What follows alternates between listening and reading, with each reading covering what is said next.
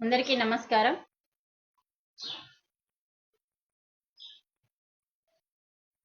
ఈరోజు మనం ఆషాఢ మాసంలో గోరింటాకు గురించి ఎందుకు ప్రాముఖ్యత ఉంటుంది తెలుసుకుందాము. దానికి ముందు మనకి మనిషి భూమి మీదకి దేనికోసం వస్తాడు అంటే మనిషి మనం ధ్యానంలోకి రాకన్నా ముందు ఏ విషయాలు మనకి పూర్తిగా అర్థం కావు. ధ్యానంలోకి వచ్చిన తర్వాతనే కాస్త అర్థమవుతూ ఉంటాయి. మరి ఇక్కడ మనిషి ఏం చేశాడంటే దేన్నో వెతుక్కుంటూ మనిషి ఈ భూలోకానికి వస్తాడు. ఆ విషయము అమ్మ కడుపులో ఉన్నప్పుడు తెలుస్తుంది. కానీ మనిషి భూమి మీదకి దేన్నో వెతుక్కుంటూ ఈ భూలోకానికి వస్తాడు. దేన్ని వెతుక్కుంటూ వచ్చాడో మర్చిపోతాడు. మర్చిపోయి దాన్ని గుర్తు చేసుకోవడంలోనే జీవితం అంతా గడిపేస్తాడు. అంటే దేన్నో వెతుక్కుంటూ మనిషి ఏం చేస్తాడు, ఈ భూమి మీదకి వస్తాడు. చాలా ముఖ్యమైన విషయం ఇది. ఈ లోకంలోకి వస్తాడు, భూమి మీదకి ఏదో వెతుక్కుంటూ వస్తాడు. అదేంటిదో అమ్మ కడుపులో ఉన్నప్పుడు మనకి పరమాత్మ చెప్తాడు, బుద్ధులు నేర్పి. ఇప్పుడు బయటకు వచ్చిన తర్వాత భూలోకంలో తల్లి ఎలా పిల్లలకి బుద్ధులు నేర్పుతుందో, అమ్మ కడుపులో ఉన్నప్పుడు అమ్మ నేర్పలేదు, కానీ భగవంతుడు నేర్పుతాడు. అసలైన బ్రహ్మని, అసలైన తండ్రి మన పుట్టుకకు, మన ఆత్మకి, మన అంశాత్మకి కారణమైన మన పూర్ణాత్మ భగవంతుడు నేర్పుతాడు. ఏమి బుద్ధులు నేర్పుతూ ఉంటాడు. అక్కడికి వెళ్ళి భూలోకానికి వెళ్ళి బంధాలలో ఇరుక్కోకుండా నీ యొక్క ఆత్మ జ్ఞానానికి ఆత్మ పాఠాలు నేర్చుకొని, ఆత్మ పరమాత్మ ఒక్కటే, జీవాత్మని పరమాత్మ అని తెలుసుకొని, ఆత్మ జ్ఞానంతో ఆత్మ అనుభవాలతో తిరిగి రావాలి, మళ్ళీ జన్మ లేకుండా చేసుకోవాలని చెప్పి తల్లి కడుపులో ఉన్నప్పుడు బిడ్డకి బుద్ధులు నేర్పుతాడు తండ్రి. దాన్ని మనం విచక్షణ జ్ఞానము అంటాం. అంటే బుద్ధి ఉన్నది అంటే సరి అయినది, బుద్ధి లేదు అంటే సరి కానిది. అంటే విచక్షణ జ్ఞానము అంటే ఏంటంటే మంచిది, మంచి చెడు తెలుసుకొని సరి అయిన దానికి వెళ్ళడమే బుద్ధి. అందుకే బుద్ధులు నేర్పుతాడు. నవరంధ్రాల తోలు బొమ్మరా, మలమూత్రాల మురికి కొంపరా. 9 రంధ్రాల తోలు బొమ్మ ఇది. మనకి 9 రంధ్రాలు ఉంటాయి. 2 కళ్ళు, 2 చెవులు, 2 ముక్కు రంధ్రాలు, నోరు, జననేంద్రియము, అలాగే మల విసర్జన. ఇలా 9 రంధ్రాలు ఉన్నాయి. నవరంధ్రాల తోలు బొమ్మరా. ఈ నవరంధ్రాల ద్వారా ఏమవుతున్నాడంటే మనిషి మనస్సు ప్రభావంపై ఎక్కువ తీసుకొని బంధాలలో ఇరుకుతున్నాడు. ఈ నవరంధ్రాలంటే నవగ్రహాలు. నవరంధ్రాలంటే ఏంటియో కాదండి, ఒక్కొక్క చోట మనకి ఒక్కొక్క దేవుడు, అంటే నవగ్రహాలని దేవుడు ఏదైతే గుడిలో మనం పూజిస్తున్నామో ఆ నవగ్రహాలే మన శరీరంలో నవరంధ్రాలుగా ఉన్నాయి.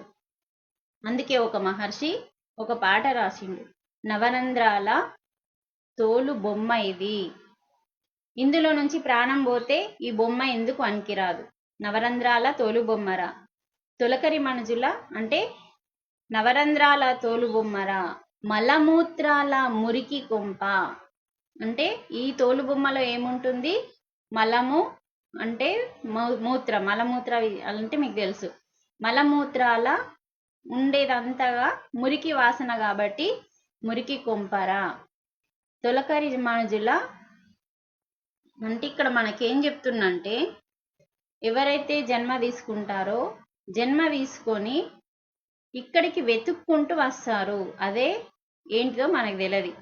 దాని పేరే ఆత్మజ్ఞానము, బ్రహ్మజ్ఞానం అని ధ్యానంలోకి వచ్చేంత వరకు మనకు తెలియదు. అందుకే దేన్నో వెతుక్కుంటూ మనిషి ఈ భూలోకానికి వస్తాడు.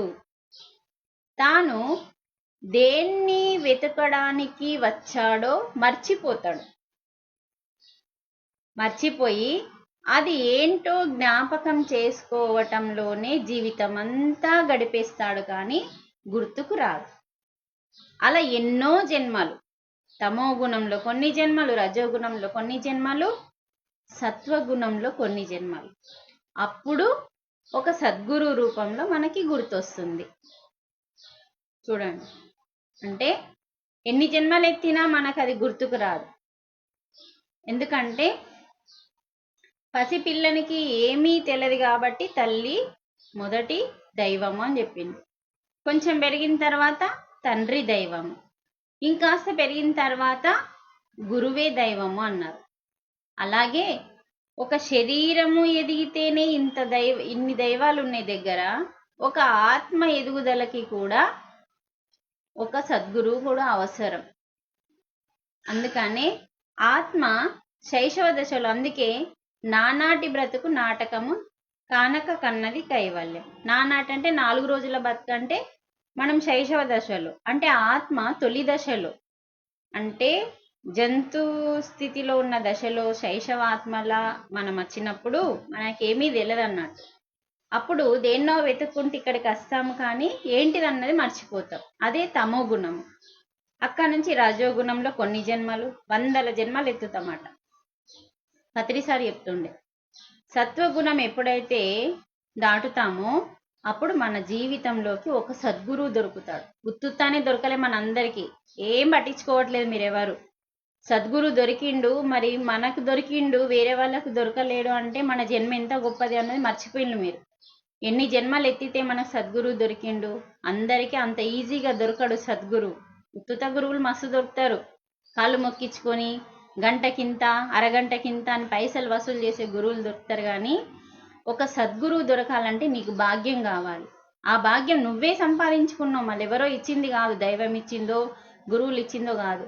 ఆ భాగ్యము నువ్వు ఎలా సంపాదించుకున్నావు అంటే ఎన్నో జన్మలెత్తి, అలా అన్నింటినీ మర్చిపోయి అదేంటో జ్ఞాపకం చేసుకోవటంలోనే ఎన్నో జన్మలు ఎత్తేసి ఈ జీవితాన్ని అంతా గడిపేసిన తర్వాత, అలా 300 జన్మల తర్వాత మనకి తమో గుణంలో 100 జన్మలు, రజోగుణంలో 100 జన్మలు, సత్వగుణంలో 100 జన్మలు అయిపోయిన తర్వాత 300 జన్మల తర్వాత మనకి అంటే మనకి సద్గురువు దొరుకుతాడు.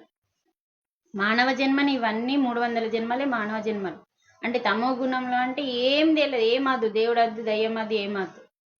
రజోగుణంలో అందరు నా మాట నినాలన్న అహంతో కొట్టుకపోతాం. అలా 100 జన్మలు ఎత్తుతాం, ఎప్పుడు నేర్చుకోమన్నట్టు. మనకి ఎంతమంది ఎదురైతున్నారు అట్లాంటి వాళ్ళు.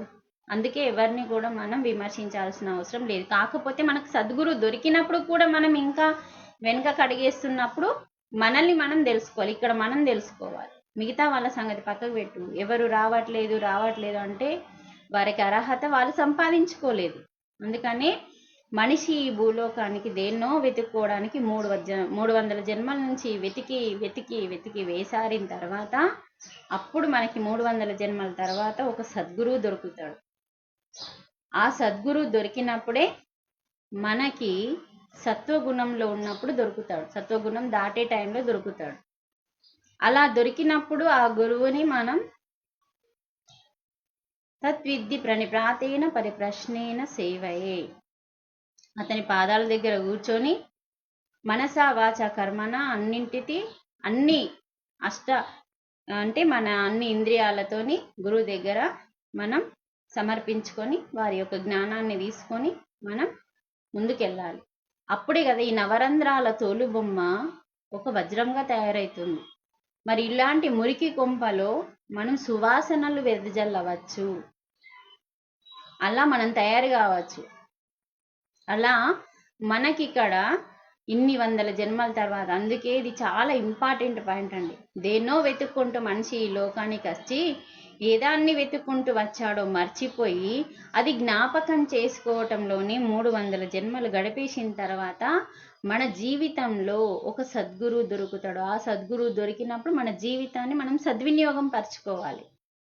ఎప్పుడు చూసినా ప్రాపంచికానికి ప్రాముఖ్యత ఇస్తాం కానీ మరి నా జీవితంలో ఒక సద్గురు ఉన్నాడు, వేరే వాళ్ళ జీవితంలో లేడు అంటే కారణం ఏంటి ప్రశ్నించుకోవాలి.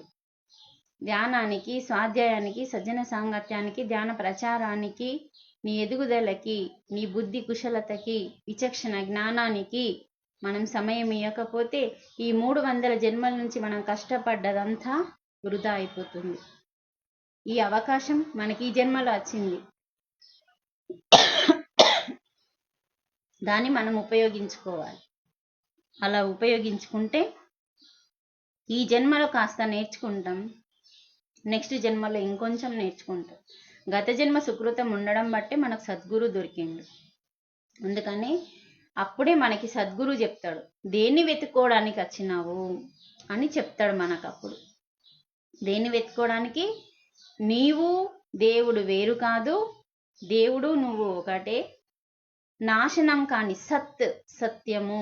సత్ అంటే సత్యము, నాశనం కానిది, ఎల్లప్పటికీ ఉండేది, అది నీవై ఉన్నావు అని తెలుసుకోవడం కోసము. కానీ ఇప్పుడు మనం ఒకరి ద్వారా తెలుసుకున్నాం, అంటే ఒక గురువు ద్వారా తెలుసుకున్నాం అంతే. కానీ ఇంకా పూర్తిగా మనకు అవగతం కాలే.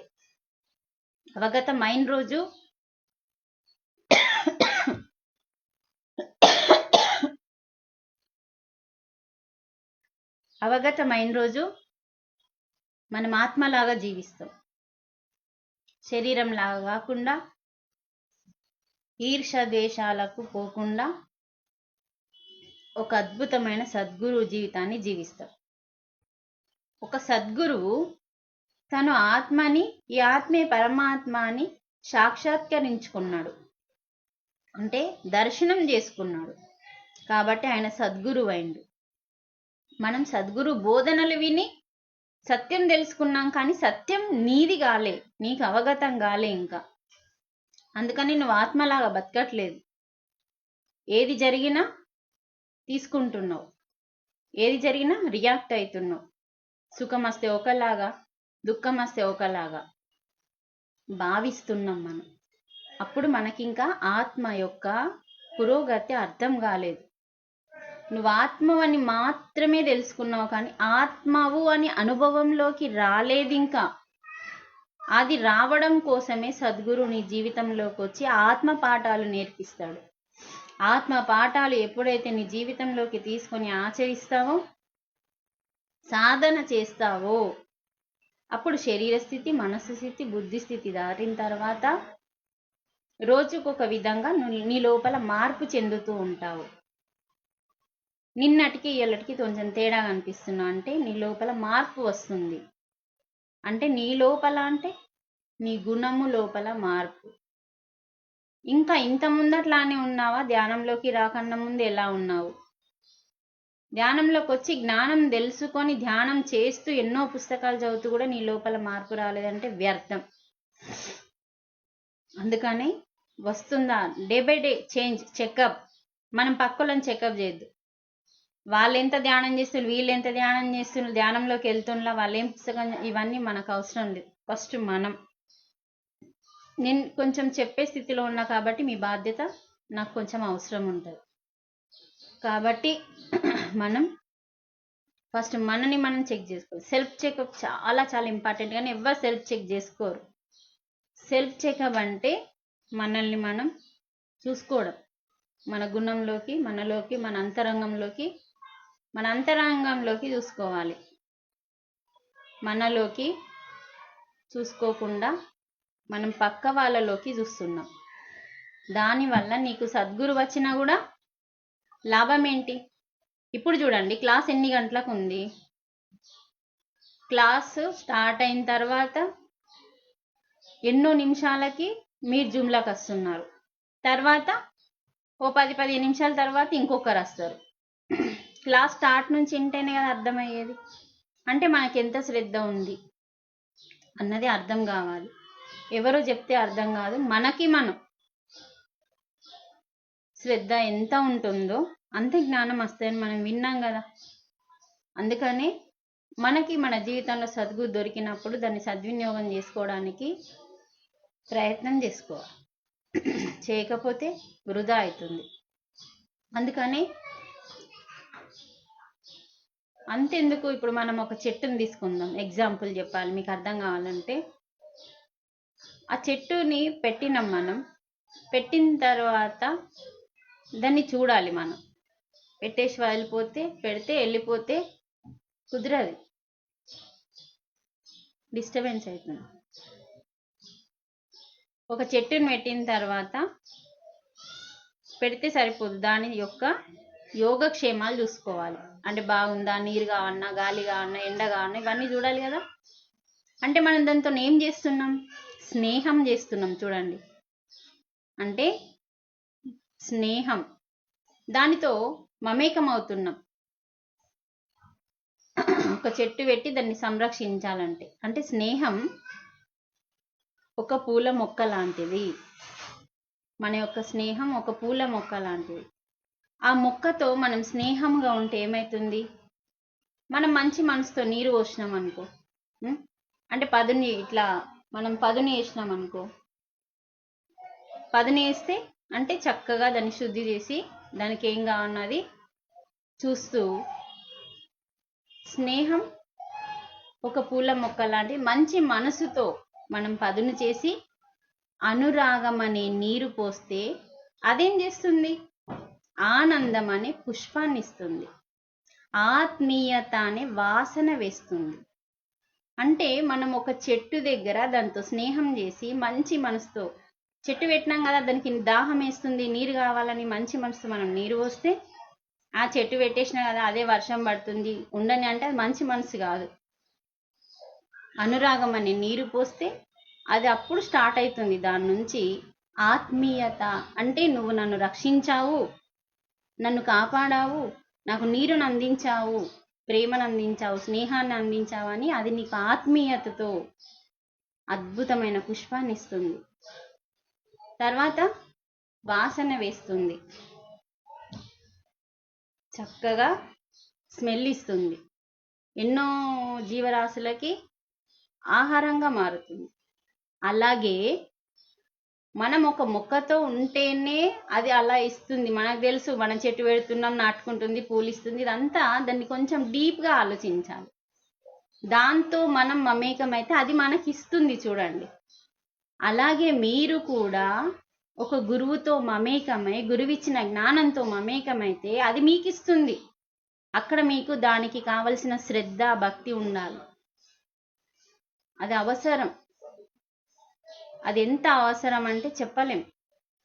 అందుకని స్నేహం ఒక పూల మొక్క లాంటిది ఎట్లనో, అలాగే మంచి మనసుతో పదన చేసి అనురాగం అనే నీరు పోస్తే ఆత్మీయత అనే పుష్పాన్ని ఇస్తుంది. అనురాగం అనే నీరు పోస్తే ఆనందం అనే పుష్పాన్ని ఇచ్చి ఆత్మీయత అనే వాసన వేస్తుంది. మరి అలాగే ధ్యానం కూడా ఒక వరం. ధ్యానం కూడా ఒక వరం. మంచి మనసుతో శ్వాసని పడితే అనురాగం అనే ఆరోగ్యాన్ని ఇస్తుంది, ఆనందం అనే అనురాగం అనే ఆరోగ్యాన్ని ఇస్తుంది, ఆనందం అనే ఆత్మజ్ఞానాన్ని ఇస్తుంది. అంటే మనం కూడా ఆ ధ్యానంకి ఇలా ఇలా కనెక్ట్ అయిపోవాలి. అదొక అయినప్పుడు శ్వాస మీద ధ్యాస పెట్టినప్పుడు, శ్వాసతో గమనిస్తున్నప్పుడు కదా, శ్వాస చిన్నదైనప్పుడు ఏమవుతుంది, శ్వాసలో ఉన్న శక్తి పనిచేస్తుంది అన్నట్టు. శ్వాస పెద్దగా ఉందను, ఆ రెండు కనుబొమ్మల మధ్యలో నుండి మీకు నిరంతరం 12 అంగుళాలు ఉందనుకోండి శ్వాస, అప్పుడు దాని శక్తి లేదు. శ్వాసని మీరు చిన్నది చేసుకోవాలి. శ్వాస మీద ధ్యాస పెడితే శ్వాసని గమనిస్తూ శ్వాస చిన్నదైపోయి అప్పుడు దానిలోని శక్తి ప్రాణశక్తిగా మారి మీకు ఉపయోగపడుతుంది. అందుకే ధ్యానం ఒక వరం. మన మనసుతో ధ్యాసని, మనసుతో మన ధ్యాసనంతా ఆ శ్వాస మీద పెడితే అనురాగం అనే ఆరోగ్యం వస్తుంది, ఆనందం అనే ఆత్మజ్ఞానం వస్తుంది. ఆత్మజ్ఞానం అంటేనే ఆనందం, నాశనం కానిది. సంతోషం అనేది కాసేపు ఉంటుంది, ఆనందం అనేది ఎప్పుడూ ఉండేది. అందుకని ఆనందం అనే జ్ఞానం వస్తుంది మనకి. అలా చక్కగా జన్మ లేకుండా చేసుకోవాలి అంటే మనం పూర్తిగా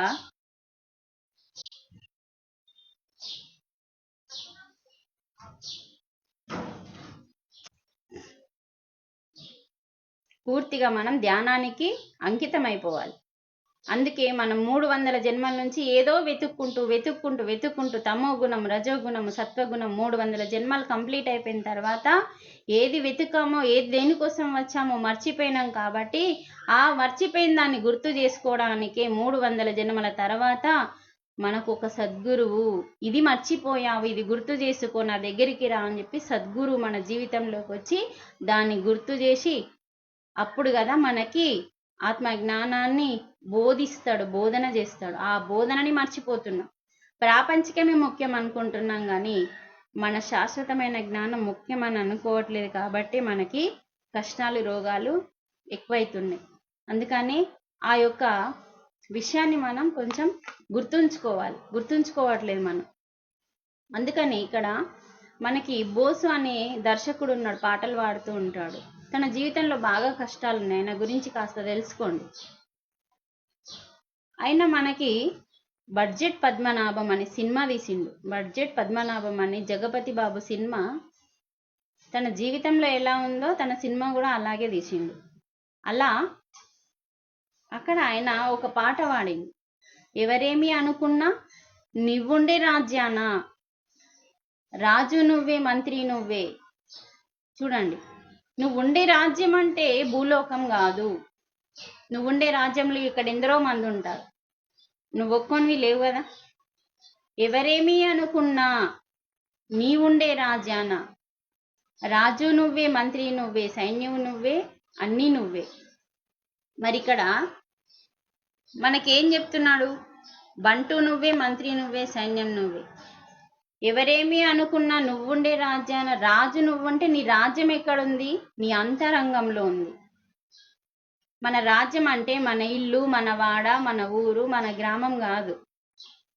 నువ్వుండే రాజ్యాన రాజు నువ్వే అంటే ఇక్కడ రాజు నువ్వే, మంత్రి నువ్వే, సైన్యం నువ్వు అంటుకుంటారా భూలోకంలో?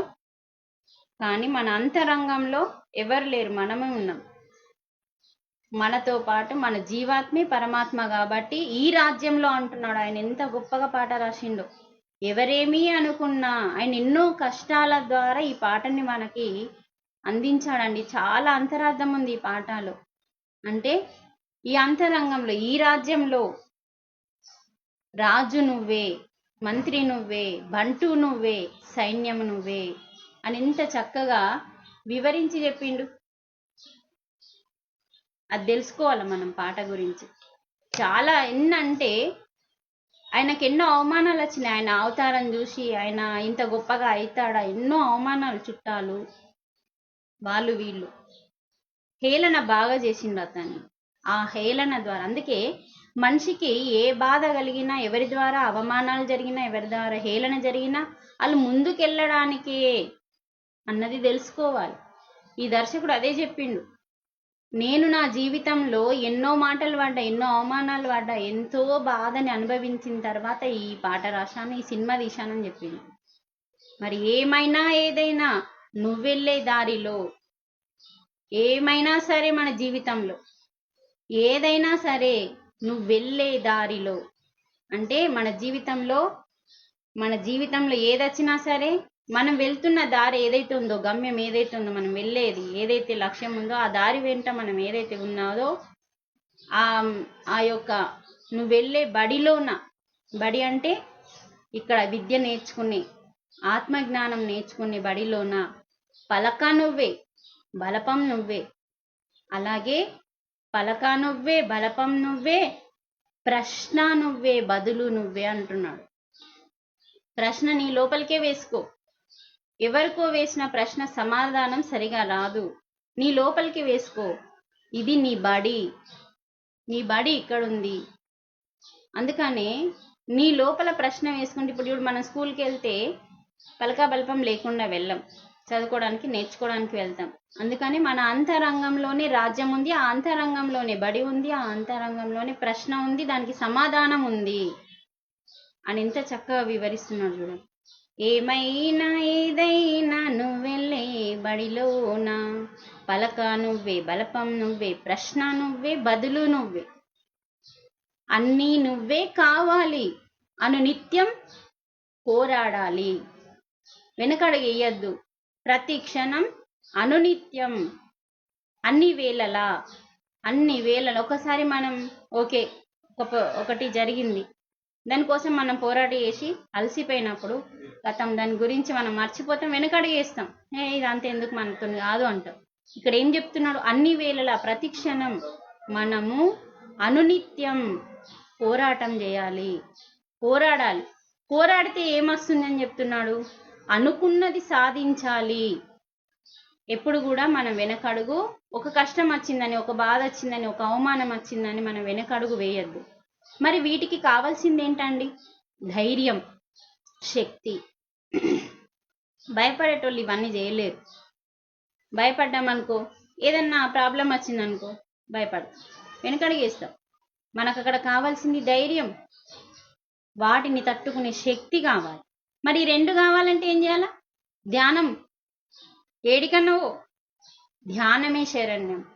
ఉత్తుత్తగా రాదండి మనకి, దేని కూడా ఉట్టిని దొరకదు. ఒకటి సాధించామంటే ఇంకొకటి వస్తూ ఉంటుంది నిన్ను ప్రశ్నించడానికి. అందుకనే ధైర్యం అవసరం. ధైర్యం కావాలంటే భయం అనే శత్రువు పోతేనే ధైర్యం అనే మిత్రుడు వస్తాడు మన లోపల. అందుకని ధైర్యంతో పాటు మనం శక్తిని సంపాదించుకోవాలి. దేనికి శక్తి అంటే, ఇది తట్టుకోవాలి కదా, మనం ఈ సమస్య వచ్చింది, ఈ అవమానం వచ్చింది, ఈ కష్టం వచ్చింది, ఈ రోగం వచ్చింది, తట్టుకోవాలి కదా. తట్టుకునే శక్తి ధ్యానం ద్వారా పొందుతాం. అందరికీ రోగాలు వస్తాయి, చేయని వాళ్ళకి వస్తాయి, చేసిన వాళ్ళకి వస్తాయి. కాకపోతే తట్టుకునే శక్తి మన దగ్గర ఉంటుంది. దాన్ని ఓర్చుకునే శక్తి, తట్టుకునే శక్తి ఉన్నప్పుడు అది తొలగిపోతుంది. మనం దాని గురించి తెలుసుకుంటాం కాబట్టి జ్ఞానం, అప్పుడు అది తొలగిపోతుంది.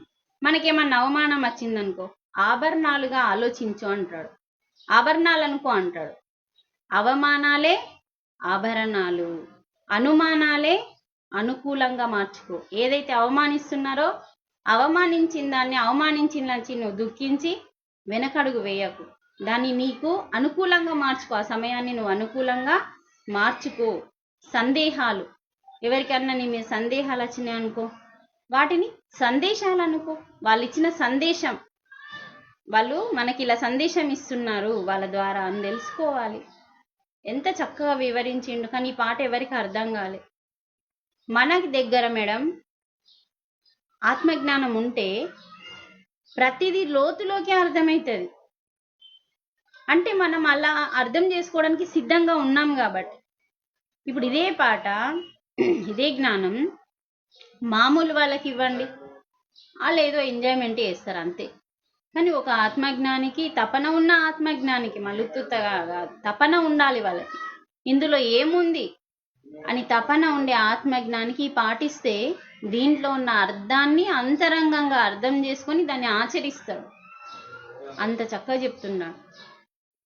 అంటే మనకి ఇవన్నీ అవమానాలే ఆభరణాలు అనుకో, అనుమానాలే అనుకూలంగా మార్చుకో, సందేహాలే సందేశాలుగా అనుకోవాలి, అడిగేయాలి, ముందుకు అడిగేయాలి.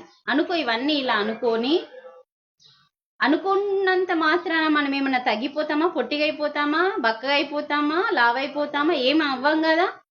అనుకున్నంత మాత్రాన ఏం కాదు, అనుకొని అడిగేయాలి ముందుకు. ముండ్ల మార్గాన్ని అన్వేషించాలి. ఇవన్నీ మనకి ముండ్లు. ఈ ముండ్ల మార్గాన్ని అన్వేషించాలి మనం. అప్పుడు అలుపస్తున్నా కలలేగన్నా పూర్వ స్వర్గాన్ని అధిరోహిస్తావు నువ్వు. ఏ కల అయితే కన్నావో నువ్వు, అప్పుడు కదా నువ్వు అది నీ దగ్గరికి వస్తుంది. వీటన్నిటికీ భయపడి నువ్వు పారిపోతే, నువ్వు కలలు కన్నా నీ జీవితం నీ దగ్గరికి ఎలా వస్తుంది? రాదు అని చెప్తున్నాడు. ఎవరికి వారవు లోకంలో అంటే ఎవరికి వారే అవుతారు, కానీ వేరే వాళ్ళు కారు అంటున్నాడు. ఎవరికి వారే, నీకు జ్ఞానం ఉన్నా, నీకు బుద్ధి ఉన్నా, లేకపోయినా, రోగం ఉన్నా, ఏదన్నా తగ్గించుకునే మార్గం నీ లోపలనే ఉంది అని భగవద్గీతలో భగవంతుడే చెప్పిండు. కాబట్టి ఎవరికి వారు, అందుకే ఉద్ధరేదాత్మనాత్మానం అన్నాడు కదా, ఎవరిని వారే ఉద్ధరించుకోవాలి. అందుకే ఎవరికి వారే, కానీ ఎవరు ఎవరిని ఉద్ధరించలేరు ఈ లోకంలో. ఎవరికి వారే, ఎవరికి పట్టని శోకంలో. నీ శోకము ఎవరికి పట్టదు, ఎవరు పట్టించుకోరు. ఏదో మీద మీద ఏమైంది ఏమైందని అడుగుతారు, కానీ నీ శోకము అంటే ఒక కర్మ వల్ల వస్తుందో ఒక పాపం వల్ల వస్తుందో తెలియదు. కాబట్టి ఎవరి శోకం వారిదే, ఎవరికి వారే అవుతారు. కానీ ఎవరి శోకం వాళ్ళదే, ఎవరికి వారే అవుతారు, వేరే వాళ్ళు కారు. మళ్ళీ నీ శోకాన్ని నువ్వే తగ్గించుకోవాలి జ్ఞానం ద్వారా. అలా చక్కగా నీతో నువ్వే సాగాలి. నీతో నువ్వు అంటే ఏకాంతంగా, ఒంటరితనంగా కాదు, ఏకాంతంగా మనలో మనం మమేకమైపోవాలి. ధ్యాన స్థితిలోకి మనం లోపలికి వెళ్తే మనతో మనం ఉంటాము. మనమే దేవుళ్ళమని తెలుసుకొని, మనమే ఇప్పుడు ఒక కుక్క ప్రెగ్నెంట్గా ఉంది, డెలివరీ అయితే ఏమొస్తుంది? పంది రాదు కదా, కుక్కనే వస్తుంది. పిల్లే వస్తుంది. మనం ఎవరం? పరమాత్మ బిడ్డలం, పరమాత్మలే అవుతాం. కాకపోతే తెలుసుకోలేకపోతున్నాం మనం. అందుకని ఇక్కడ మనకి ఎంత చక్కగా వివరించిండు. మరి ఇక్కడ ఒక చక్కటి కథ కూడా ఉంది. అంటే ఈ కథ ఏంటంటే, ఇప్పుడు కుక్క దగ్గరనే పెరిగిందనుకో, అది కుక్క అని అనుకుంటుంది. పిల్లి దగ్గర పెరిగితే పిల్లి అనుకుంటుంది. మనం ఏం చేసినాం? సత్యలోకం నుంచి వచ్చి భూలోకంలో పడ్డాం. అందుకే మనం సత్యలోకంలో ఉన్న సత్యము ధర్మం అక్కడే ఉంటే మనకు తెలుస్తుంది మనం దేవుళ్ళమని. కానీ మనం భూలోకంలోకి వచ్చినాం. అలాగే ఒక పులి డెలివరీ అయ్యి ఏం చేస్తుంది? ఒక అద్భుతమైన కథ ఉందన్నట్టు. ఒక పులి డెలివరీ అయిన తర్వాత, అంటే ఇట్లా భయపడుతున్న టైంలో, ఇట్లా మనకి మేకల మందని తిన టైంలో ఒక ఆడపులి ప్రెగ్నెంట్గా ఉంటుంది. అది ఒక మేకని తినాలని వేటాడుతున్న టైంలో అది డెలివరీ అవుతుంది. డెలివరీ అయినప్పుడు ఆ యొక్క పులి డెలివరీ అయిన పిల్ల మేకల మందలో పడిపోతుంది.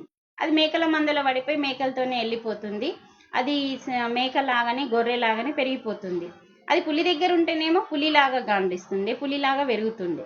అది మేకల మందలో పెరిగిపోయింది, మేకలలో పడిపోయింది కాబట్టి మేకల మందలో పెరిగిపోయి మేకలాగా నటిస్తుంది, మేమే అంటుంది, కానీ పులిలాగా గాండించట్లేదు.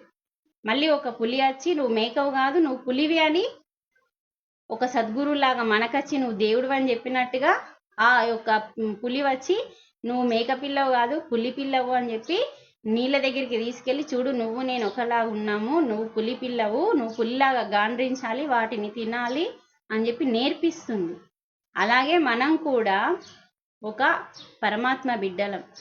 అది మనకి తెలక భూలోకంలోకి వచ్చినాం. కాబట్టి ఈ భూలోకంలో నువ్వు భగవంతుని బిడ్డవు, నువ్వే భగవంతుని అని చెప్పడానికి మనకు ఒక సద్గురు పులి రూపంలో, అంటే పులి ఇక్కడ ఎట్లా వస్తుందో పులికి నేర్పడానికి, ఇక్కడ దేవునికి మనకు భగవంతులము అని నేర్పడానికి మరొక భగవంతుడు సద్గురు రూపంలో వచ్చి నేర్పిస్తున్నాడు.